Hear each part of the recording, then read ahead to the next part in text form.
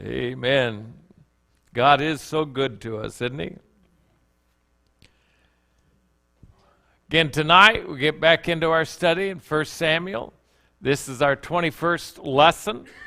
We've looked at Samuel, first 8 chapters, Saul, chapters 9 through 15, and now into David in chapters 16 through 31.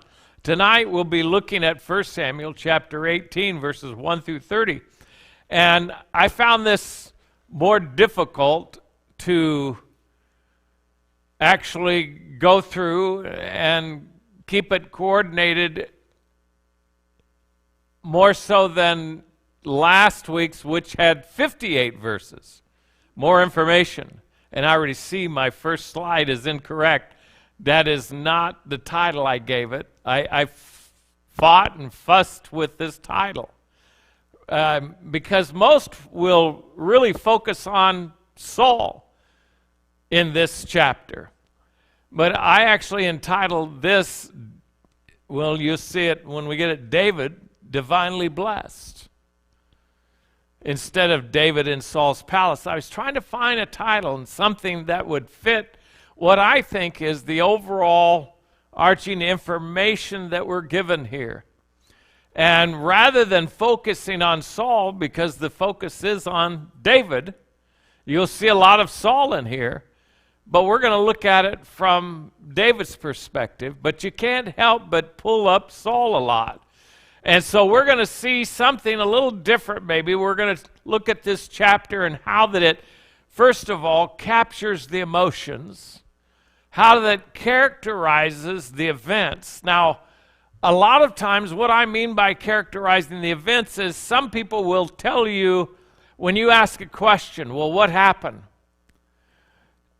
Ask your children sometimes when they remember, well, all of us have, we'd better ask our grandchildren now because our children are adults, but our grandchildren, or when our children were little, when you would ask them, well, what happened? Well, so-and-so hit me, or they were mean to me.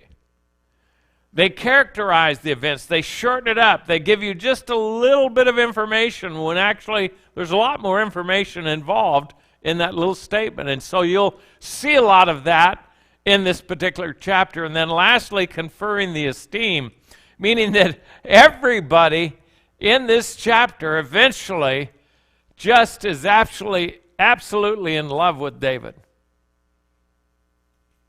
And it's seen, it's obvious. Saul, not so much. In fact, it becomes rather obvious. So I'm going to look at those 3 headings. I'll try to give it to you, but I'm going to go back to last week's end of the chapter, in last week's chapter before we get into this, because it connects. So I want to read the last 2 verses of last week's lesson, where it says, "And David returned from the slaughter of the Philistine. Abner took him and brought him before Saul with the head of the Philistine in his hand. And Saul said to him, Whose son art thou, thou young man? And David answered, I am the son of thy servant Jesse the Bethlehemite." Verse 18, chapter 1, "And it came to pass when he had made an end of speaking unto Saul." So kind of sounds like he gave him a little bit more information than just, I'm Jesse's son. But whatever the case was, that the soul of Jonathan was knit with the soul of David. And Jonathan loved him as his own soul. To me, the events of this chapter really are, when I kept going through it, they do capture the emotions of the people. You have Saul, you have David, you have Michael, you have Abner, you have the soldiers, you have the servants, you have the people of Israel. And every one of them, you'll begin to see something about the emotions. Not just the facts, because sometimes not all the facts are there, but certainly the emotions. And that's why, too, you'll also see somewhat the characterizing of the events. Not that the information is not, but happens with David or upon David. In fact, it's odd that Saul at times seems to confer esteem and appreciation upon David. But then you read a little bit more and you find out that really Saul's kind of conniving.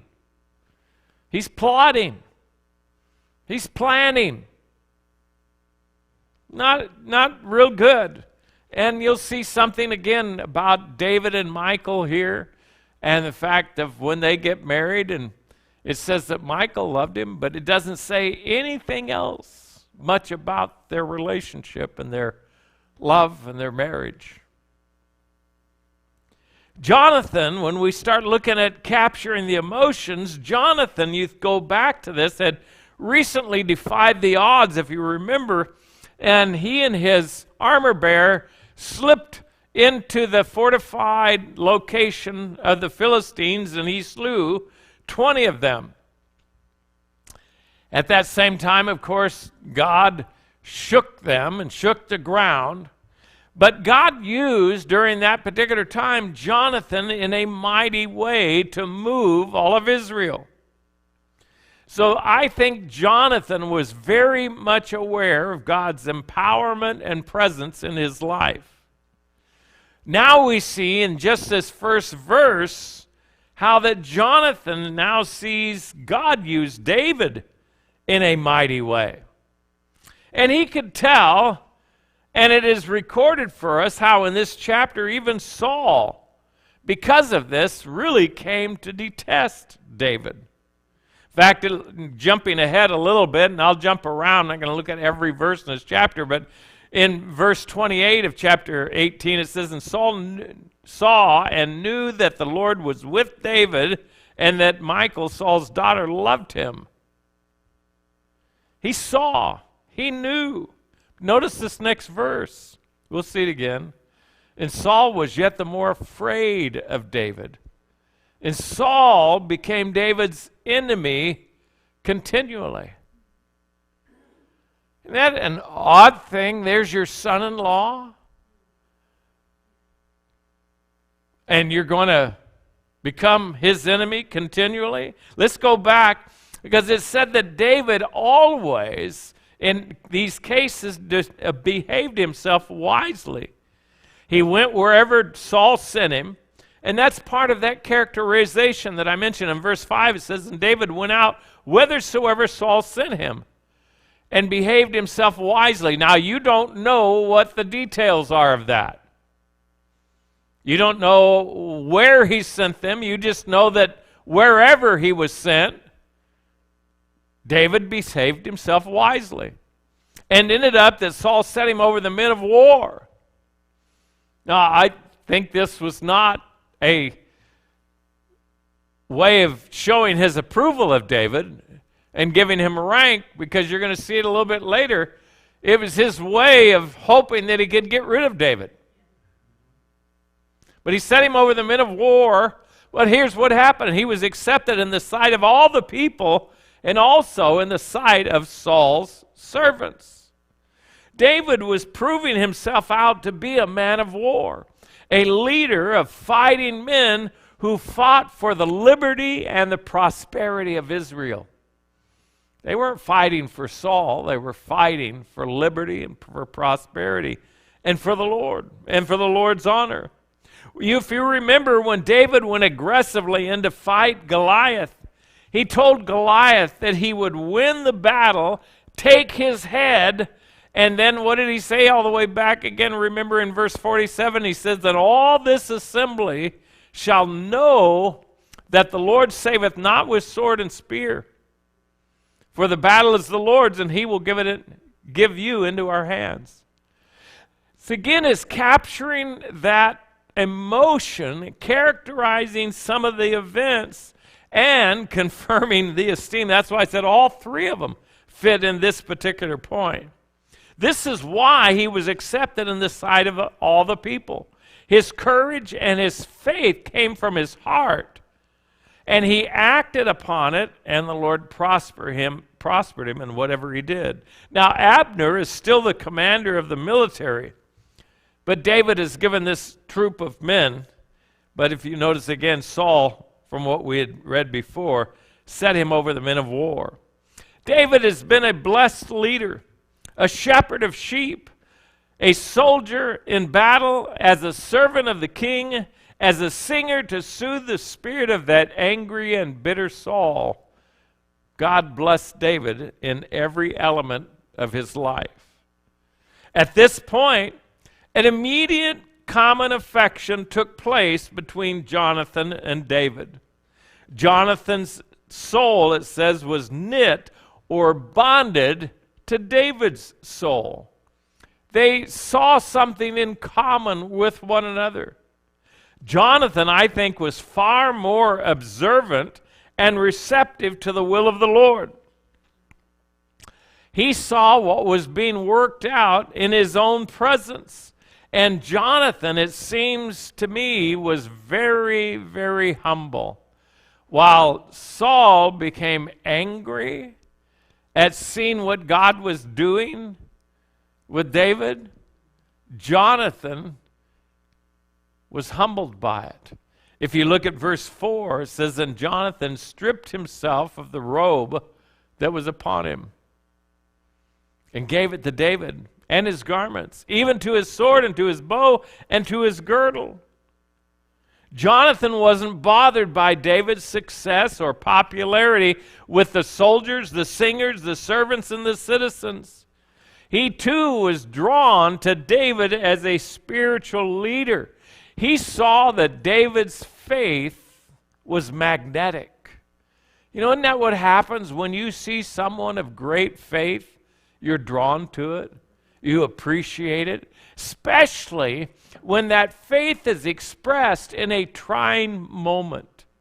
We can see it. We can identify it. Saul's spirit, on the other hand, was repellent to everyone. Remember, in the previous chapter, Saul acts like he doesn't even know who David is. He just calls him this young man. Then all of a sudden, he won't let him go home. Some people say, well, it's because he appreciated him so much. I think it's because he didn't want to let him out of his sight again. Verse 8, a little bit further, when his emotions are noted, it says Saul was very wroth, very angry, very mad. Why? Because the ladies, as Saul and coming back, and as they are marching into the city, oh, they're praising Saul. Saul has killed his thousands. But then they add, but David has killed his 10,000s. So Saul was very wroth, and the saying displeased him, and he said, they have ascribed unto David 10,000s, and to me they have ascribed but thousands. And what more, and what can he have more but the kingdom? Well, that's exactly what he's going to have, Saul. You're figuring it out. That's also why he's becoming angry. Saul is aware that David is capturing the esteem of the people, of the soldiers, the citizens, and that's what enrages him. Again, when we look, we can note some of the characterization of the events. Again, for instance, when we go back to verse 2, it says, and Saul took him that day and would let him go no more home to his father's house. This verse really does make me see Saul's actions as expressing jealousy and concern and control rather than kindness and reward. Well, you know, we want to reward you as much as we can, so I'm going to keep you and give you the honor of living in my home. I don't think so. I don't think that was his motive at all. The events which greet Saul as he comes back from battle tend to promote this jealousy. Again, I've already mentioned the women coming out and singing, and Saul hears his name, but hears the name of David elevated above his own. And notice what, again, when we see the emotions, the characterizations, what does it say in verse 9? And Saul eyed David from that day forward. Now, what does that mean? Saul eyed David. Well, we all know. It's a characterization that we're familiar with. It's kind of like he was giving him the evil eye. He was really watching him. He's going to put his look on him from that day because I don't trust you. The events are characterized as much more than just simple events that matter only a little. These events are characterizing a king and his kingdom.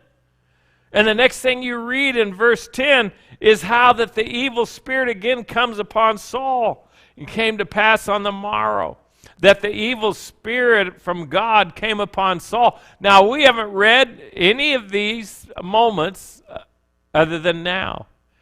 But there's been other moments that have happened. And he prophesied in the midst of the house. And David played with his hand as at other times, and there was a javelin in Saul's hand.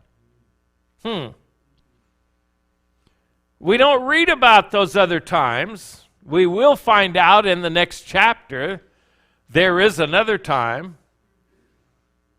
And we'll see that because then it talks about how that David interacted with Saul and was able to escape twice. But when you look at that and you see, why did Saul have a javelin in his hand? We don't read the details. You could just get the characterization of this particular event. David played with his hand as at other times, and there was a javelin in Saul's hand. Doesn't that seem odd? But it doesn't seem odd if you've already got Saul thinking that he doesn't like David any longer. That there's something about this young man that I don't trust. Remember, a king is likely to get overthrown oftentimes by someone that becomes more popular. But David doesn't operate on that basis. In fact, David already knows that God has anointed him. David is resting in God's anointing and in God's timing, not in trying to force the hand that he has been dealt. He's not going to do that. What does it mean he prophesied in the midst of the house? Some say that he was simply acting a part or acting out or acting mocking as a prophet. Some say he prophesied as a madman, but his information about David becoming king may have been included. And so what do we read in verse 11? And so here's that javelin in his hand, and Saul cast the javelin. For he said, I will smite David even to the wall with it. That sounds like a pretty hard throw. It sounds like a pretty hard set of feelings. It sounds like he really just wants to stick David to the wall with that javelin. But what does it say? And David avoided out of his presence twice. Was it twice at that time? Did he go out and come back? Or is this talking about the next chapter or another event? We do not know. The characterization that we get simply lets us know that this happened more than once. And it means that David came back and put himself in that same situation, that he didn't run and hightail it out of there. When Saul called for him to come and play his music and soothe that evil spirit out of him, David went. He complied. And it wasn't until the javelin got thrown again that David left. Now remember that the writer is inspired by the Spirit, but he is also writing this not concurrent with the events as they are happening. So he is collecting information and giving us some information that's been going on and interjecting it as it comes through, as he's writing about it. So the Spirit is characterizing the fact that really Saul is a madman. At the least, he's a very unhappy man. He is a bitter and angry man, but at who is he angry and bitter? It's all pointed at David, but really, who is Saul angry at? He's angry at God. He's angry at God. He sees his rejection as unfair. David, on the other hand, does not seek retaliation, just liberation from any personal danger. This, I need to get out of here before he does stick me to the wall. Verse 12 says, and Saul was afraid of David. You know, it says it twice in this text. Why? Why was he afraid of David? Notice what it says, because the Lord was with him and was departed from Saul. He knew. He understood.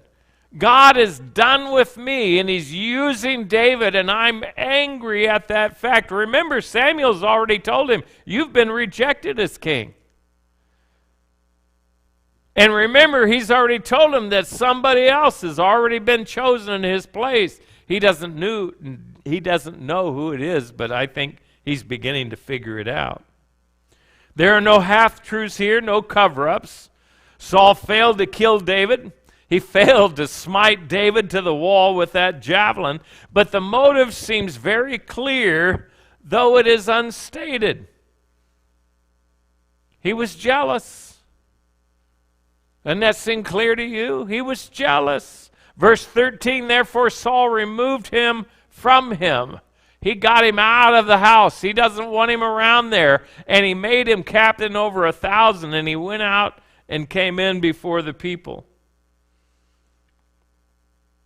Though it sounds like this is a reward or even an advancement, I believe it is a sinister move. I think he thought that if he put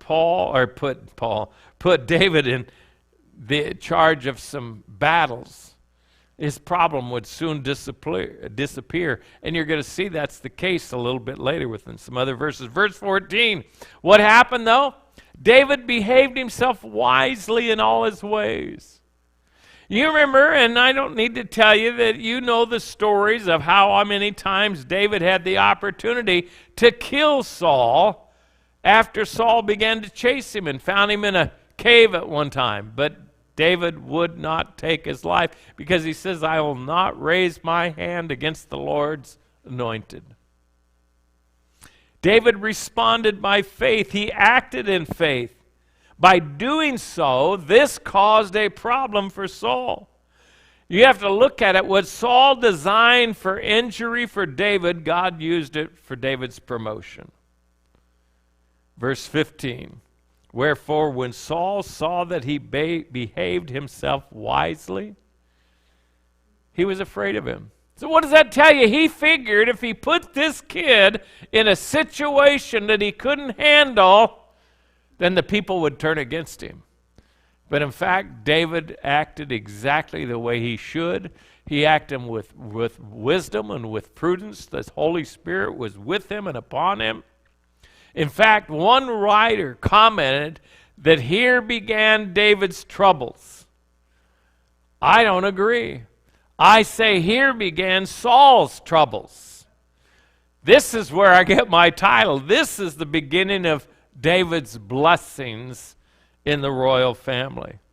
I see God testing the faith and building the faith of the soon-to-be king, David. Again, instead of calling for the younger singer who could soothe his soul, he's now calling for the death of the young man chosen to replace him. All of Israel and Judah were aware of what was going on. And when they saw David behave himself wisely, they loved him. They saw how dishonest Saul was. They saw through his actions. Notice verse 17 or 16, but all Israel and Judah loved David because he went out and came in before them. In other words, it was transparent. They could see him. They saw his testimony. But notice verse 17, and Saul said to David, behold, my eldest daughter Merab, her will I give thee to wife. Only be thou valiant for me and fight the Lord's battles. For Saul said, let not mine hand be upon him, but let the hand of the Philistines be upon him. What does that tell you right there? Yeah, David, I want you to fight for me. I'm going to put you up there against all these men and help out. We don't get the details, again, of how Saul was working out his hatred for David, but we certainly see his general motive. He was hoping the Philistines killed him and he wouldn't be guilty of it. Then David speaks up. He, in fact, expresses humility instead of anything different. He says, and David said unto Saul, who am I? And what is my life or my father's family in Israel that I should be son-in-law to the king? He's not even talking about aspiring to be king at all. He thinks he's too low and lowly to even be the king's son-in-law. Oh, but then the arrangements change. Again, Saul does something to try to enrage David or to get him to act out of character. It is really something that he's trying to just test the mettle of David, I think, to get him to fail. Because what happens?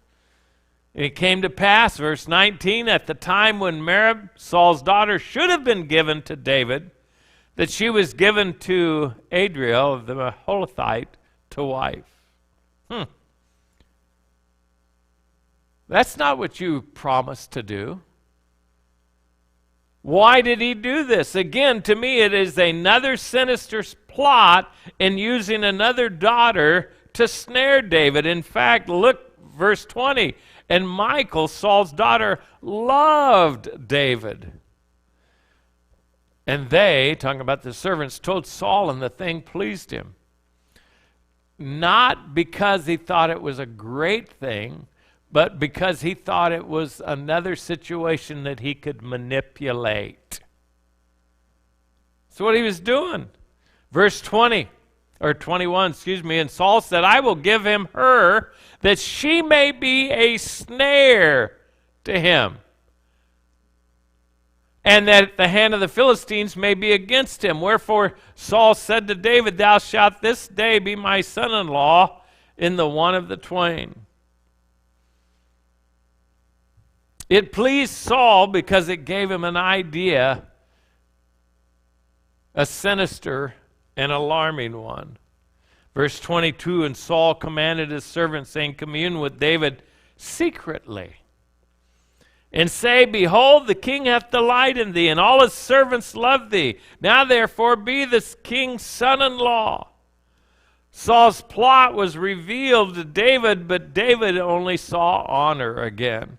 And Saul's servants spake those words in the ears of David. Verse 23, and David said, seemeth it to you a light thing to be a king's son-in-law, seeing that I'm a poor man and lightly esteemed? In other words, he saw, I don't even have the ability to pay the dowry. Well, where do you get that? That's not in that verse. You'll see it in just a little bit. It's definitely what he was talking about. David understood he was not able to meet the custom of giving a dowry. That'll come up in verse 25. Though Saul had done all these things to really entrap David, David had a spirit of humility, and it was echoed back to the king. Verse 24. And the servants of Saul told him, saying, on this manner spake David. And Saul said, thus shall ye say to David, the king desireth not any dowry. Oh, here we go. I knew he's too poor. He's not going to be able to do this, so he's going to act in a certain way. Here's what I want you to do. I want 100 foreskins of the Philistines to be avenged of the king's enemies. What was his real motive? But Saul sought to make David fall by the hand of the Philistines. How many times have we read this already now? That's what he's seeking to do. Well, when David is told this, look at verse 26. And when his servants told David these words, it pleased David well to be the king's son-in-law, and the days were not expired. It didn't cause him to be afraid at all. In fact, look at verse 27. And when David arose and went, he and his men, and slew the Philistines 200. He only asked for 100. David killed 200 and brought their foreskins and gave them in full tale. In other words, everybody thought that he might be the king's son-in-law. And so Saul had to give him Michal, his daughter, to wife.